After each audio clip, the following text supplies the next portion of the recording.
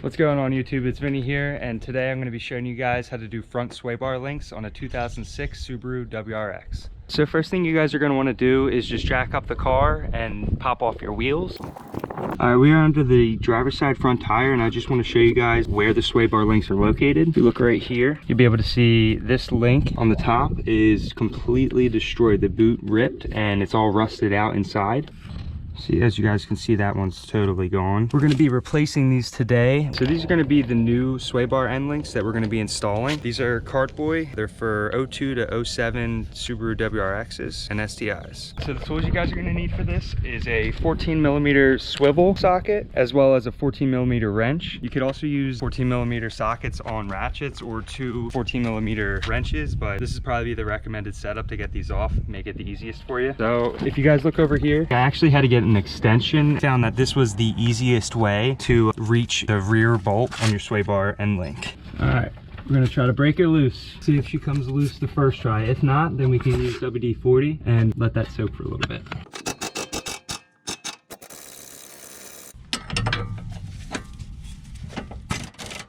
Nice. All right, so that one just kind of popped out because it was already broken. So that means this end should come off too, like so. Now it's just a matter of getting these off. So now we just have these two, I guess these are like the ball joints of it. We're gonna rip this stuff off, and then I'll show you guys how to actually fully get it off. All right, so as you guys can see here, the sway bar link broke off when we were trying to take it off, which is completely fine because they were trash anyways. So what I'm gonna do is I'm gonna get WD-40, spray all inside here and on the other side, let it sit for a minute, and then we're gonna get a pair of vice grips. We're gonna clamp on this side and then use our impact with a 14mm on the other side and break it loose. All right, so what I'm doing is just gonna dry the ball part off with a rag so the vice grips don't slip as easy. So you guys wanna put the vice grips on this way. All right, so I got my vice grips on. I'm gonna put that 14mm in the back with the extension, and we're gonna see if we can get this bolt out. All right, let's give her a shot. Notice I'm tapping the gun out and I'm not just full throttle holding it, because this has a better chance, I believe, of breaking a rusty bolt loose. All right, and just like that, came right off. A lot easier than I thought it was gonna be. There you go. The nut is somewhere down in the street. All right, now we're gonna do the bottom one that got stuck on there. So this time around, just to see what's gonna happen, I'm gonna leave this boot and everything on there, right? The boot's easy, it's to get off. You just usually get a pair of dikes and you can cut it. And most of the time you can peel it off like that. This blue piece right here is a piece of plastic, so you can also get your dikes or your wire cutters and get in there and just kind of crack it to get it off. But this time around, I'm gonna try to just put my vice grips in between it and see if that will get it off or not. Might be able to save you guys some time here. Okay. Woo. So I'm gonna hold my hand on the vice grips as I use the gun to break this loose.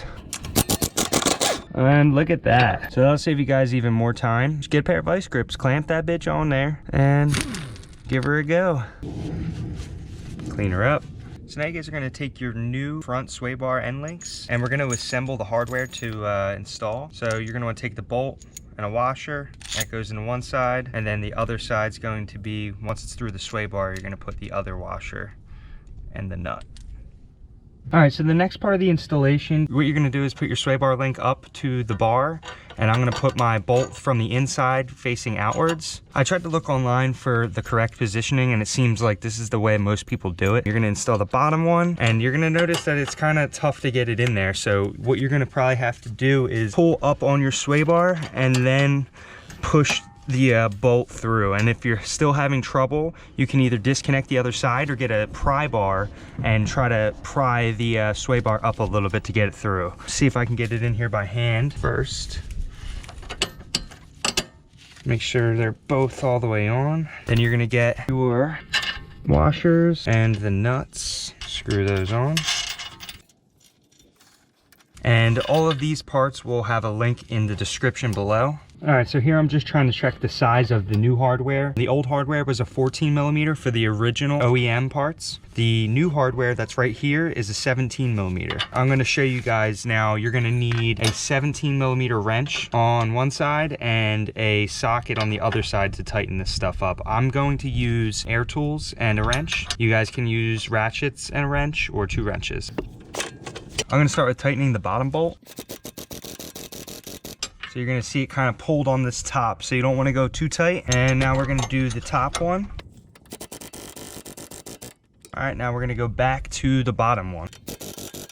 And then back up again to the top one.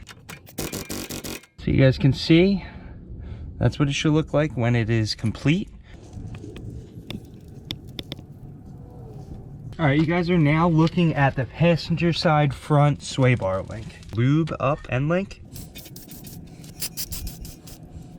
We're gonna dry it off a little bit. All right, so now that we have everything lubed up, I'm going to pop this off with a pry bar. So what I did was I got the pry bar from behind and went through it against the sway bar and the sway bar end link. And I'm just gonna pull it towards myself like I did, like there. And that pops it down. You can just literally use a little bit of force, like so, and we'll pop the other side off. We're gonna do the same thing.